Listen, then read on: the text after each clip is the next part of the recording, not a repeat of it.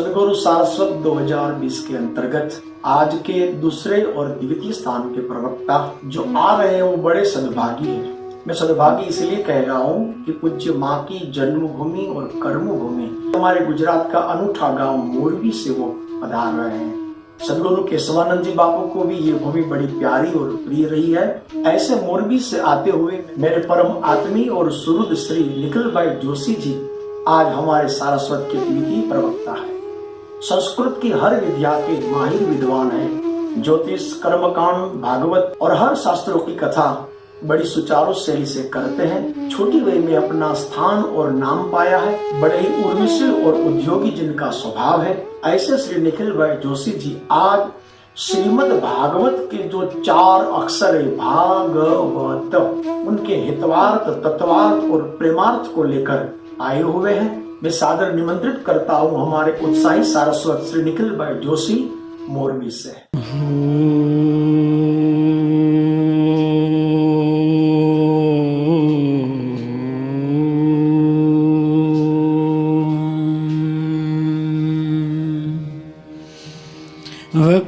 वक्रतुंड महाकाय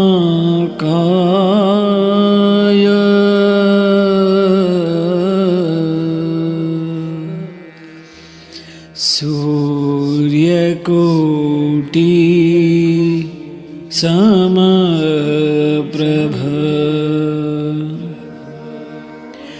निर्विघ्नं कुरु मे देव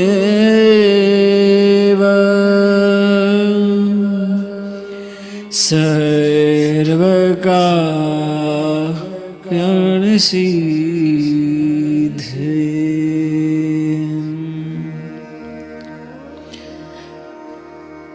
चतुर्भीश्च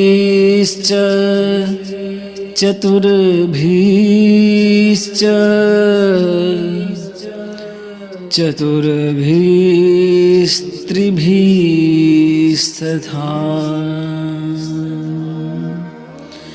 षड्भिर्विराजयते योषो पंचधा हृदये मम।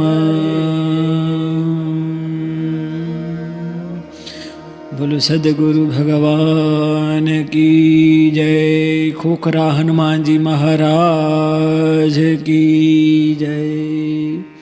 नमो नमः। किसी की सूरत बदल गई, किसी की मूरत बदल गई, किसी की सूरत बदल गई, किसी की मूरत बदल गई। जब से है थामा है माँ तूने मेरा हाथ, मेरी तो किस्मत बदल गई, मेरी तो किस्मत बदल गई। श्री परम पावन खोखरा धाम में विराजित श्री खोखरा हनुमान के चरण में मेरा दंडवत नमस्कार। श्री सदगुरु पूज्यपाद केशवानंद गुरु महाराज के चरण में मेरा नमस्कार। पूज्य माँ कंकेश्वरी देवी जी के चरण में मेरा दंडवत नमस्कार। श्री सदगुरु सारस्वत समारोह अंतर्गत सभी विद्वानों के मनोमंथन से निकले नवनीत, जो नवनीत समग्र विद्वत जन खोखरा हनुमान के चरण में रखते हैं, ऐसे सभी विद्वानों के विद्वता को मेरा नमस्कार। बड़ी एक पावनी गंगा वक्ताओं के द्वारा जो बहती है, उसमें आज गोता लगाने का अवसर जो पूज्य माँ और सदगुरु ने मुझे दिया है, उसके लिए तहे दिल से मेरा धन्यवाद और पूज्य माँ के चरण में नमस्कार। आज जो मेरा विषय है, जो मैंने पसंद किया है, श्रीमद् भागवत के भाव और नाम का अर्थ ये विषय लेके आज मैं आप सभी विद्वानों के सामने आया हूं। तो भागवत का संबंध मनुष्य के लिए 3 प्रकार से होता है। पहला है श्रवणाद, दूसरा है कीर्तनाद और तीसरा है ध्यानाद। श्रवण से भागवत की महिमा प्रकट होती है, कीर्तन से भागवत की महिमा हृदय में प्रकट होती है और स्मरण से भागवत का अनुग्रह हृदय में होता है। तो भागवत का मूल नाम श्रीमद् भागवत है ही है, लेकिन तदंतर्गत कई नाम और भी भागवत जी के पाए गए हैं, जिसमें एक प्रसिद्ध नाम है श्रीमद् भागवत, दूसरा नाम है वैयासिकी संहिता। भागवत जी का तीसरा नाम है शुक शास्त्र। भागवत जी का चौथा नाम है अष्टादश सहस्त्र संहिता। भागवत जी का एक और नाम है परमहंसों की संहिता। भागवत जी का और एक नाम है ब्रह्म संहितम। इस भागवत जी को परमहंसों की संहिता भी बताई गई है, क्योंकि हंसों को पता है क्या ग्राह्य है क्या अग्राह्य है, जिसका विवेक इस भागवत में निरूपित है, इसीलिए इसका नाम परमहंसों की संहिता कही गई है। भागवत जी का एक और नाम वैयासिकी संहिता। व्यासस्य पत्य पुमान इति वैयासिक। व्यास जी के पुत्र है सुखदेव जी महाराज, और उसने भागवत जी परीक्षित राजा को सुनाई, इसीलिए भी इसका एक नाम है वैयासिक संहिता। भागवत जी का एक और नाम है शाश्वती श्रुति। शाश्वत शब्द के 2 अर्थ पाए गए हैं। शाश्वतो भक्ताः, एक शाश्वत शब्द का अर्थ भगवान है, और एक शाश्वत शब्द का अर्थ व्याकरण में अष्टाध्याय में पाणि मुनि ने दिखाया गया है, शाश्वतो भक्ताः। इसीलिए शाश्वत शब्द का दूसरा मूल अर्थ भी भगवान भी है और भक्त भी है, इसीलिए इसे भागवत का एक नाम शाश्वती श्रुति भी रखा गया है। भागवत का एक और नाम अष्टादश सहस्त्र संहिता, जिसमें 18,000 श्लोक गाए गए हैं, दिखाए गए हैं, इसीलिए इसका नाम अष्टादश सहस्त्र संहिता। अभी जो गीता प्रेस गोरखपुर के जो प्रसिद्ध पुस्तक है, भागवत का ग्रंथ है, इसमें 18,000 श्लोक से एक आधा श्लोक कम है, और इसका नाम भी अष्टादश सहस्त्र संहिता। भागवत का एक नाम है शुक शास्त्र। व्यास जी के पुत्र का नाम सुखदेव जी महाराज का एक नाम है शुक शास्त्र, जो परीक्षित राजा को कथा का सुनाई है, इसीलिए भागवत जी का एक नाम है शुक शास्त्र। तो शास्त्र किसे कहते हैं? शासनाद इति शास्त्र।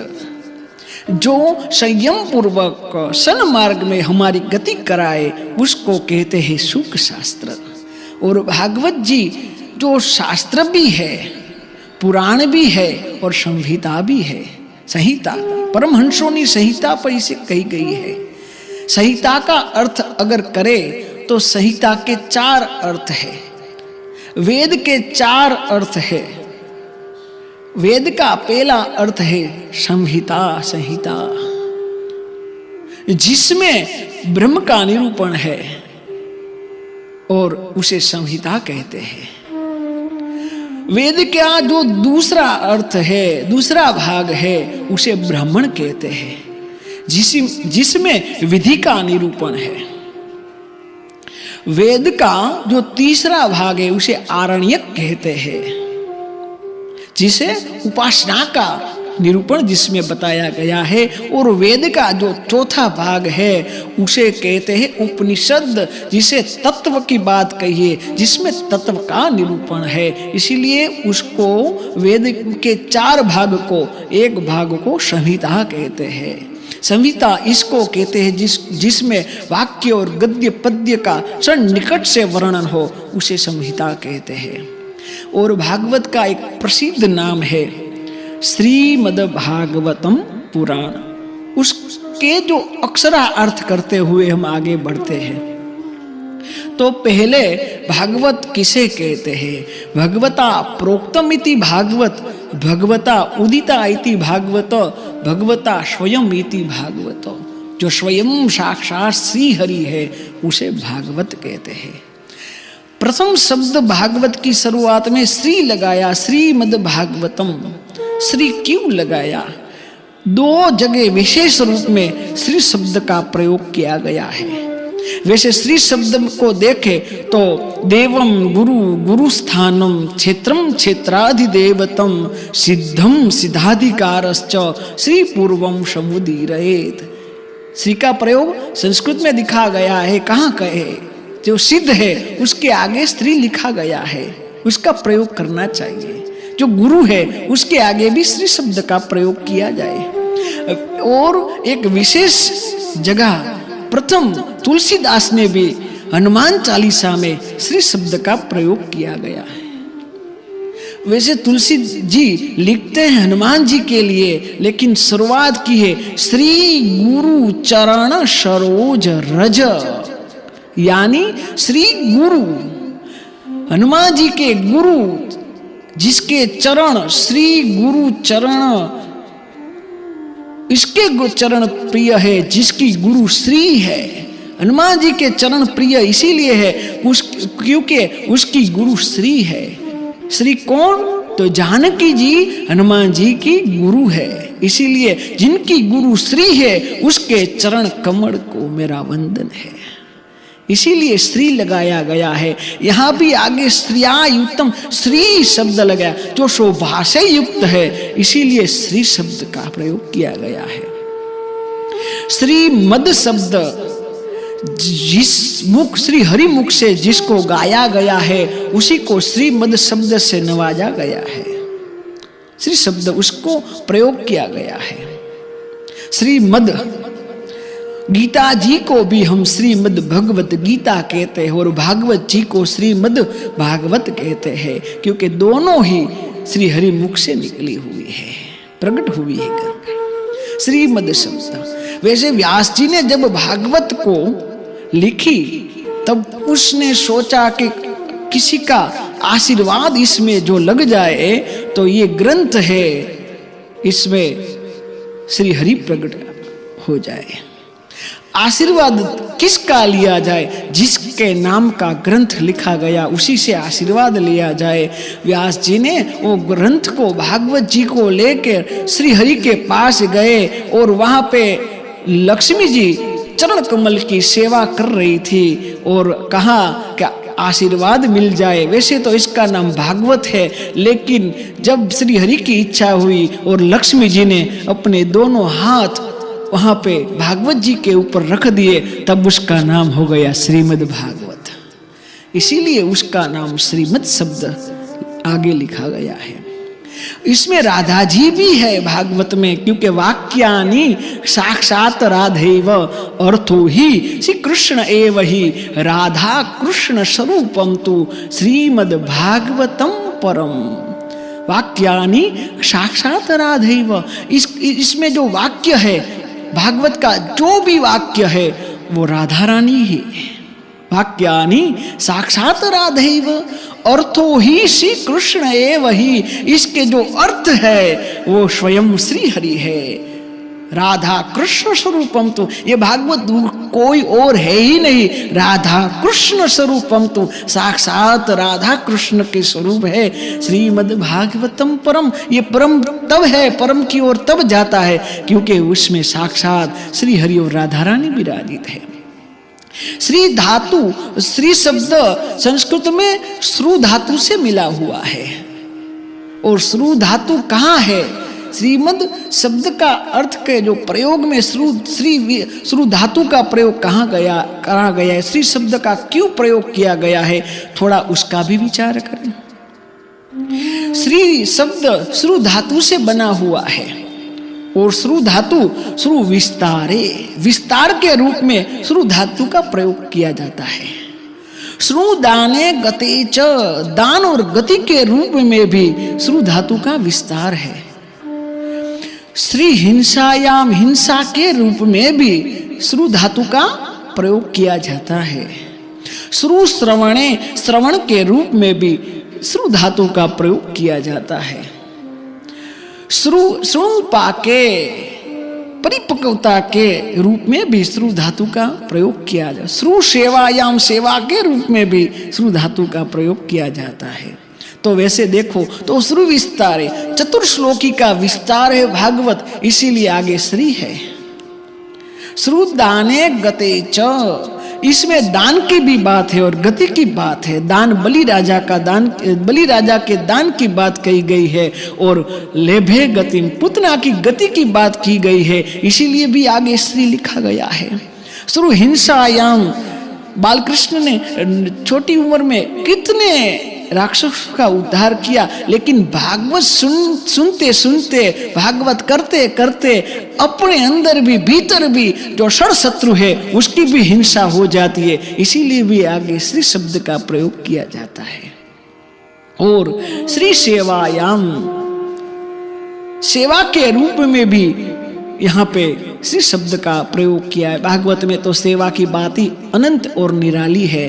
गोपीजनों ने भी बालकृष्ण लाल की सेवा की, अष्टपटराणियों ने भी श्री राधा रानी की, पटरानी की और भगवान कृष्ण की सेवा की है। स्वरूपा के परिपक्वता के रूप में भी श्री शब्द का प्रयोग किया गया है। श्री शब्द का प्रयोग परिपक्वता के रूप में भी किया गया है। छोटी उम्र में गोवर्धन को उठाना, इतनी परिपक्वता जो है, इसीलिए इसका प्रयोग श्री शब्द। तो भगवान को व्यक्त करने के लिए कौन व्यक्त करता है? हम मनुष्य भगवान को व्यक्त नहीं कर सकते, भगवान को व्यक्त भगवान ही कर सकते हैं। इसीलिए भगवंतश्च भगवंतश्च भगवंतश्च इति भागवतः, तीन भगवान की बात कही है। प्रथम भगवान की जो बात कही है वो भगवान है पूर्ण अवतार भगवान। द्वितीय भगवान की जो बात कही है वो अंशा अवतार, और तीसरे जो भगवान की बात कही है वो संतो महंतो विभूति अवतार भगवान की बात कही है। भगवान रामकृष्ण का वो जन्म लेते हैं और व्यास जी के रूप में आपे स्वयं अंशा अवतार में आके वो ग्रंथ लिखते हैं और संतों के द्वारा ये ग्रंथ का गायन किया जाता है। इसीलिए तीन भगवान की बात कही है। भगवता उदितम भगवता स्वयं इति भागवत। हम मूल भागवत के जो मूल अक्षर है भागवत, उसके अक्षरा अर्थ करते हैं। तो इसका नाम है भागवत। भातिदम सर्वलोकेषु गीयते नारदाभिः वरिष्ठम सर्वशास्त्रेषु तत्वम परम गोपितम। तो ये भागवत की जो पहली भागवत का शब्द है भा दीप्तो प्रकाशे च, ये प्रकाश और दीप्ति की बात है। ग यानी गति की बात है, व यानी जो वेणु की बात है, वह त यानी त्याग की तत्व की बात है। इसीलिए चार अक्षर को भागवत। ये भागवत क्या है? वदंती यस्त तत्वमिदं परमात्माति यद्वयम् परमात्मेति ब्रह्मेति परमात्मेति भगवान इति शब्दते। तीनों रूप में भागवत जी है, तत्व को प्राप्त करते हैं। तो ये भा शब्द, ये भारत का भी अमृत है, ये भक्ति का भी अमृत है, ये भाव का भी अमृत है और ये भजन का भी अमृत है। इसीलिए भाव लिखा गया है और भा लिखा गया है। दूसरा शब्द ग लिखा गया है, ये गगन का अमृत है, ये गायन का अमृत है। जैसे कोई रोगी को कोई गायन करे उसका रोग चला जाता है, वैसे ही ये संगीत में जो कोई गायन करता है, भागवत का गायन होता है, तो भव रोग भी मिट जाता है। इसीलिए गायन का अमृत है। तो ग यानी गायन का अमृत है, ग यार गीता का अमृत है और ग या गायत्री का अमृत है। गायत्री का अमृत क्यों कहा जाता है? गायत्री का यत्राधिकृत गायत्री वर्णेस तद विस्तरम वत्राशुर्वधो वेताम तद भागवतम परम। ये गायत्री का भी अमृत है। और वह यानी वेणु का अमृत है, वह यानी वायु का अमृत है, वह यानी और वायु का भी अमृत है, वह या वसुंधरा का भी अमृत है, वह यानी वासुदेव का भी अमृत है। तो ये वह शब्द इसलिए लिखा गया है। और त शब्द त्याग से भी हो रही, त्याग का भी अमृत है, तत्व का भी अमृत है, तत्परता का भी अमृत है, इसीलिए ये त है। भूमि का अमृत होते हुए भी, वायु का अमृत होते हुए भी, अंतरिक्ष का अमृत होते हुए भी भागवत त्रिगुणातीत अमृत है। ये त्रिगुणातीत अमृत है। और भागवत के जो बाद नाम आता है पुराण, महापुराण, अन्य न दृष्टो सुख दो ही मार्ग, पुराण मार्ग सदा वरिष्ठम। अन्य न दृष्टो सुख दो ही मार्ग, एकम पुराण मार्गम सदा वरिष्ठम। ये पुराण मार्ग सदा वरिष्ठ है। जैसे सूर्य बिना ये पृथ्वी नहीं है, पुराण के बिना ये जीव नहीं है। इसीलिए पुराण शब्द, पुरा भवमिति पुराण, पुराणव भवमिति पुराण। और पुराण के तो 5 लक्षण है, सर्गश्च प्रतिसर्गश्च वंशो मनवंत्राणि च वंशानुचरितम शैव पुराण 5 लक्षणाम। ये पुराण के 5 लक्षण है। और भागवत तो महापुराण है। अत्र सर्ग विसर्गश्च स्थानम पौषण मूर्तय मनवंतरे ईशानु कथा निरोधो मुक्ति आश्रय। ये भागवत तो महापुराण है। महापुराण 2 ही जगह लिखा गया है। एक जगह महापुराण भागवत को भी लिखा गया है और शिव महापुराण वैसे लिखा गया है। इसीलिए जो 10 लक्षणों से युक्त है, इसे भागवत महापुराण किया गया। जो पुराण की गणना हमारे 14 शास्त्र में भी कही गई है। पुराण न्याय मीमांसा धर्मशास्त्रांग मिश्रिता वेदाश्चत्वारे विधिनाम स्थानानि च चतुर्दश। इसीलिए 14 गणनाओं की भी इसमें गणना की गई है। तो ऐसे भागवत जी का जो अर्थ किया गया है, मेरी अल्प बुद्धि और मति के अनुसार जो मैंने भागवत जी को का नाम अक्षर अर्थ किया गया है, उनका श्रेय मैं पूज्य मां के चरण कमल में समर्पित करता हूँ और सब विद्वत जनों के चरण में नमस्कार करता हूँ।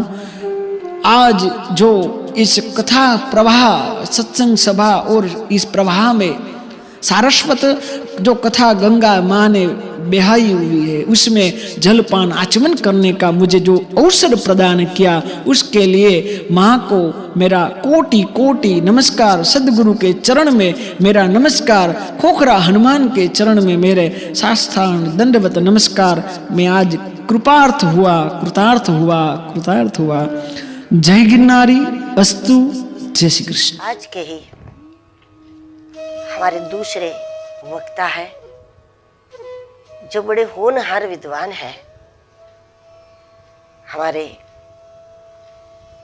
मोरबी से ही है, पूज्य श्री निखिल भाई शास्त्री जी। पिछले सारस्वत में भी जब आपने धुंधुकारी की कथा सुनाई, धुंधुकारी के मोक्ष वाली, तब भी बहुत ही अलग भावों को आपने व्यक्त किए। भले बहुत ही थोड़ा समय हुआ है कथा क्षेत्र में आपको, लेकिन फिर भी धर्म क्षेत्र में या फिर ग्रंथों के श्रवण के क्षेत्र में, ग्रंथों के अध्ययन के क्षेत्र में तो ऐसा नहीं लगता कि आप नए हैं। और हर बार कुछ नए भाव लाने का प्रयास करते हैं। इस बार भी श्रीमद् भागवत के जितने भी नाम है, श्रीमद् भागवत के जो अलग अलग परिचय है, भगवान बोले इसलिए भागवत का क्या नाम है, भगवान का रूप है इसलिए भागवत का नाम है। बहुत ही सुंदर श्रीमद् भागवत का परिचय आपने कराया। निश्चित रूप से जितने समय से आप कथा क्षेत्र में है, बहुत ही कम समय, और जो उम्र है आपकी, इसको देखते हुए हमारे सारस्वत के जो भी विद्वान आपके इस बार के वक्तव्य को श्रवण करेंगे तो सबको बहुत आनंद आएगा, सबका मन बहुत प्रसन्न होगा और सभी को आपके अंदर एक सफल और एक समर्थ वक्ता जो बैठा है, जो उभर रहा है, जो उठ रहा है, उसका सबको दर्शन होगा, ऐसा मेरा विश्वास है। और आज के हमारे दोनों ही महानुभावों को फिर से हम नमन करते हैं। जय गिरनारी।